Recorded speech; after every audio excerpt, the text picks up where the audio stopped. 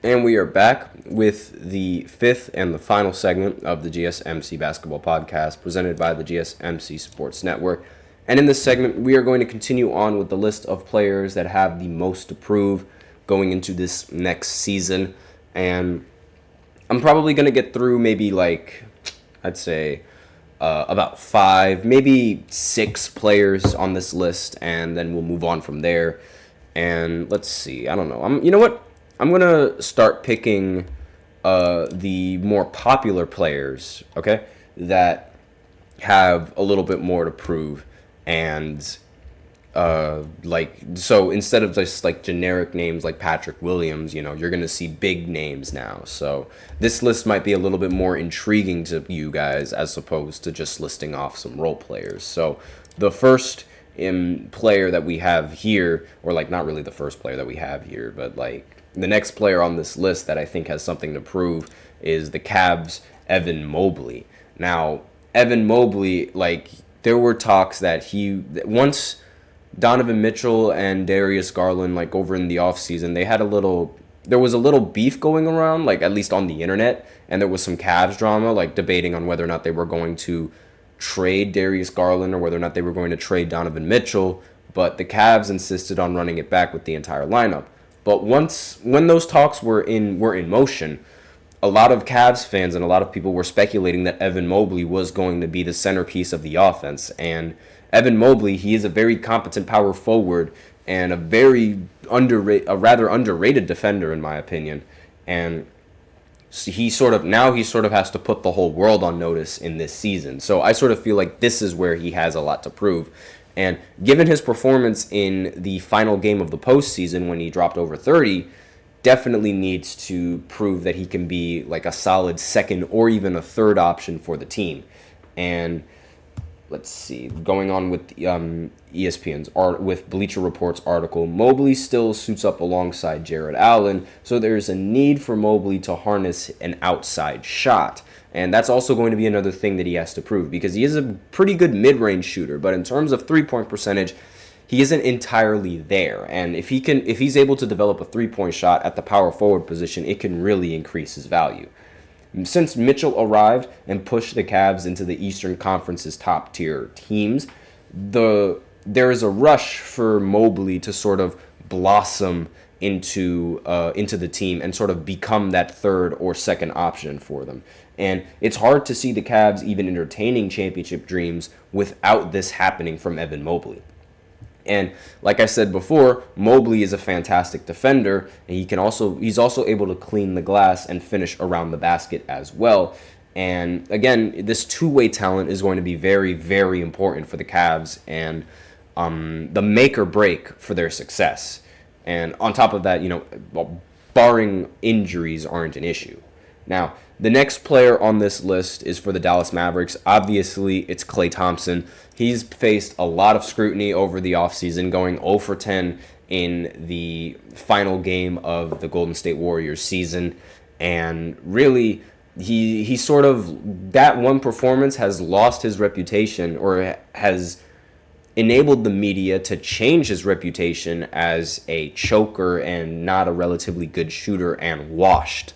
Even though I don't entirely agree with that. Sure, his defense might not be the same, but I do think he's still a very valuable shooter. He just has to prove that for the Dallas Mavericks now. And obviously, this could be a make or break for the championship that the Dallas Mavericks are pursuing, because they recently just came off of a finals appearance,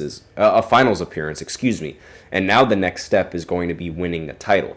And now we have to sort of see if they can do that with Klay Thompson, and he's going to have to prove to be a very solid either third option or an incredibly good shooter. And I'm sure that in this season he can most likely turn the critics, because he's going to be playing with a fantastic playmaker in Luka Doncic, and maybe he can turn some heads and hopefully shoot 40% from the field again. But again, Klay Thompson, he desperately needs to prove himself to all of the critics that keep typing in the chat. Remember, Klay Thompson went 0 for 10 in an elimination game. Remember, Klay Thompson went 0 for 10 in an elimination game. You only see, that is the only thing that you see when you think about Klay Thompson. That's the only thing that you see when talking about Klay Thompson. And that's really a very, it's sad to see it because he was so feared in the NBA when I was watching. Like, one of the most feared shooters that the NBA has seen, period. And it's amazing how quickly his reputation changed like that. Now, the next player on this list is for the Denver Nuggets, and that's Jamal Murray. And he was just given a huge contract, $208 million, and now he has to play like it. Jamal Murray is arguably the most underrated guard in the entire NBA.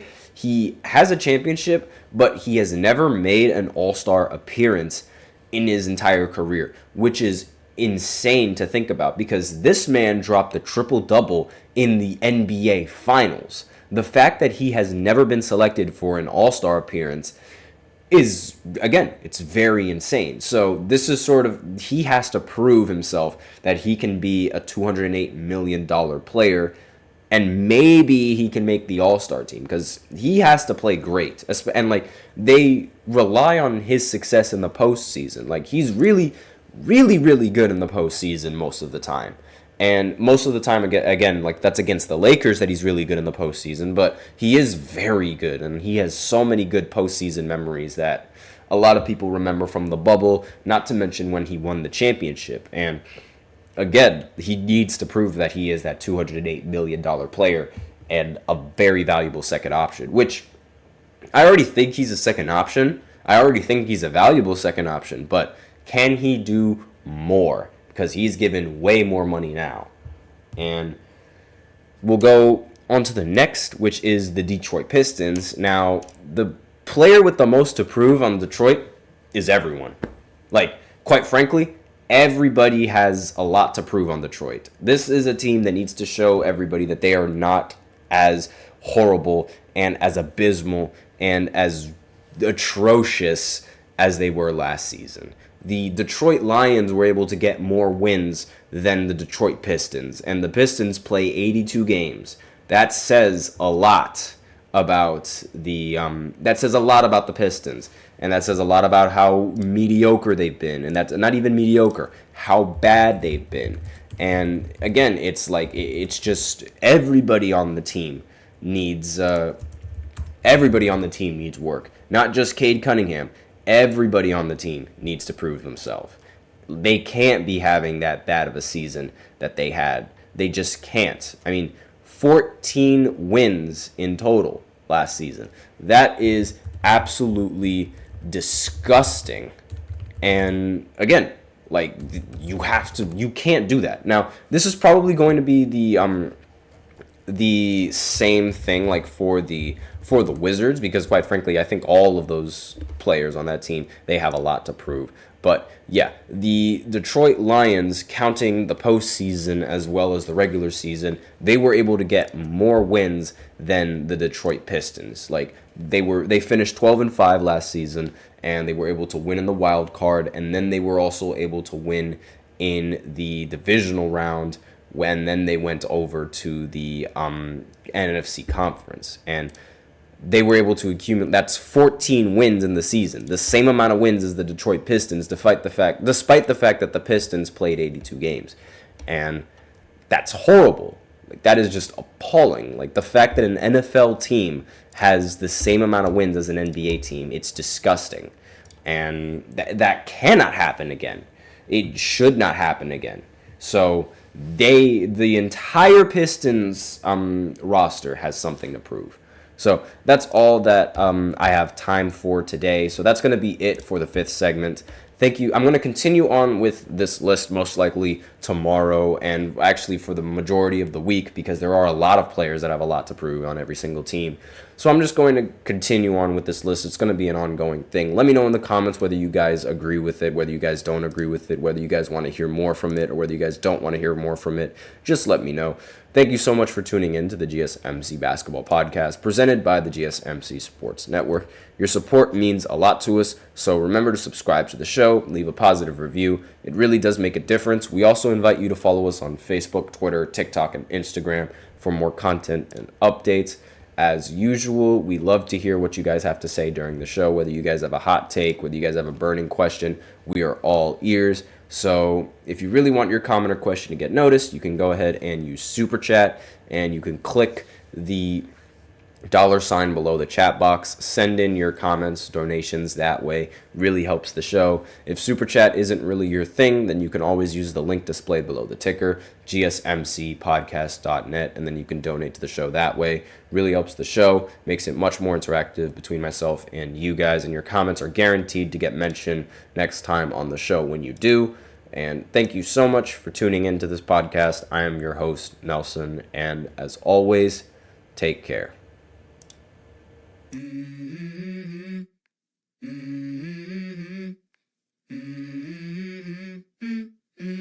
Let's go. I wake up to a little bit of drool on my pillow, feel like it's gonna be a bad day. Yeah, I'm tired of shit, and the coffee ain't hit yet. Damn, ain't that great. I don't wanna go